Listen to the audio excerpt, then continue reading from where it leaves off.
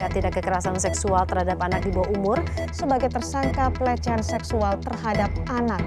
Video kekerasan terhadap anak di bawah umur. Kasus dugaan pelecehan.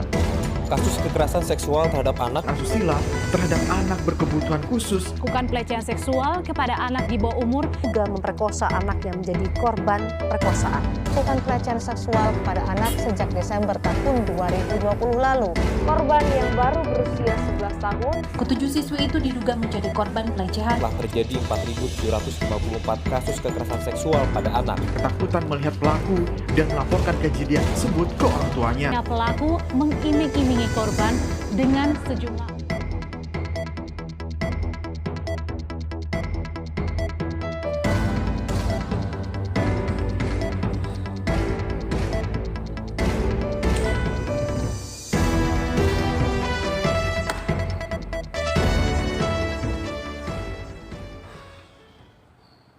Komisi Perlindungan Anak Indonesia atau KPAI mencatat kasus kekerasan seksual terhadap anak sepanjang tahun 2021 mencapai 5.953 kasus. 859 diantaranya adalah kasus pelecehan seksual, di mana sebanyak 207 anak diantaranya menjadi korban pelecehan seksual dan kekerasan seksual di satuan pendidikan. Dengan rincian 126 anak perempuan dan sisanya laki-laki. Berdasarkan catatan KPAI ini, kasus pelecehan terhadap anak usia PAUD atau TK sebanyak 4%, usia SD atau MI sebanyak 32%, usia SMP atau MTS sebanyak 36%, dan usia SMA atau MA sebanyak 28%. Sebenarnya, mengapa hal ini bisa terjadi? Mengapa?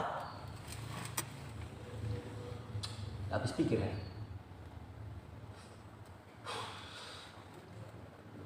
Kekerasan seksual pada anak biasanya didasari atas pemikiran pelaku bahwa anak adalah makhluk yang tidak berdaya. Anak adalah makhluk yang lemah dan mudah dimanipulasi oleh iming-iming dan imbalan tertentu. Misalnya saja iming-iming makanan atau mainan atau hal lain yang membuat mereka senang dan tentunya tertarik dengan pelaku. Sehingga pelaku akan dengan mudah untuk mempengaruhi pemikiran korban. Selain itu, anak-anak masih belum bisa membuat keputusan sendiri. Hal ini sering dimanfaatkan oleh oknum-oknum yang tidak bertanggung jawab untuk membuat alasan tertentu agar anak dapat ikut bersama mereka.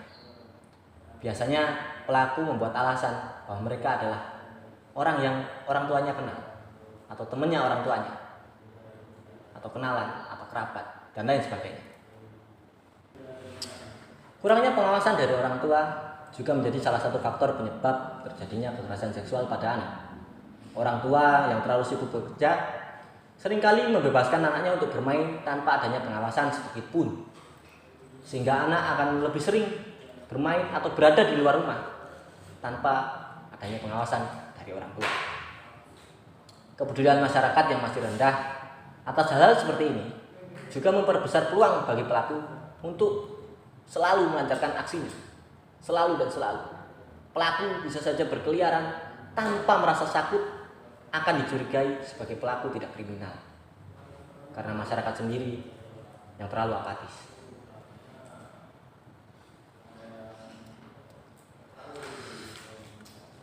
Selain itu, edukasi seksual bagi anak juga dirasa cukup penting untuk mengajarkan tentang hal-hal yang boleh dan tidak boleh dilakukan pada setiap organ tubuhnya. Menyadarkan anak tentang pentingnya organ reproduksi dapat membuat anak lebih waspada tentang kejahatan seksual. Edukasi seksual bisa diajarkan oleh orang tua maupun diberikan dalam sekolah sesuai taraf usia anak-anak tentunya. Namun sangat disayangkan, dalam negara Indonesia kita tercinta ini, edukasi seksual dirasa masih kurang diberikan untuk anak-anak. Ditambah, orang tua cenderung menghindari edukasi seksual karena masih dianggap tabu dan dirasa kurang normatif atau bertentangan dengan norma masyarakat dan adat istiadat yang ada atau apalah itu, tanpa mempertimbangkan sedikit pun bahaya yang mengintai anak mereka. Karena bisa jadi pelaku kejahatan seksual ini adalah orang yang mereka kenal, pelaku bisa berupa om mereka, bisa berupa kakek mereka, tetangga mereka, dan lain sebagainya. Terkadang pelaku kejahatan seksual juga melancarkan aksi bejatnya ini atas dasar balas dendam masa lalu. Riwayat kekerasan seksual yang dialami pelaku ketika masih kecil menjadikan mereka memiliki perilaku kelainan seksual atau perilaku seks yang menyimpang begitu. Pelaku yang cenderung impulsif dan memiliki kontrol diri yang rendah membuat mereka tidak pilih-pilih terhadap korban. Korban kekerasan seksual bisa beragam, mulai dari balita hingga usia remaja, baik yang berjenis kelamin laki-laki maupun perempuan.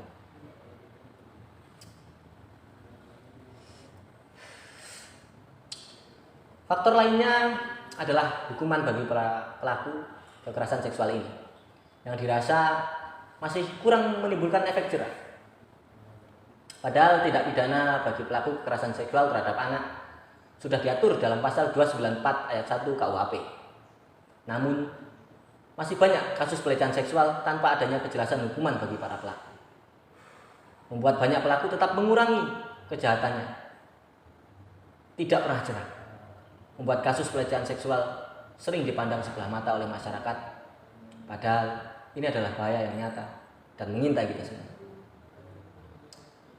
Dari faktor-faktor yang saya sebutkan di atas, jangan lantas membuat kita menjadi takut sehingga overprotektif terhadap anak.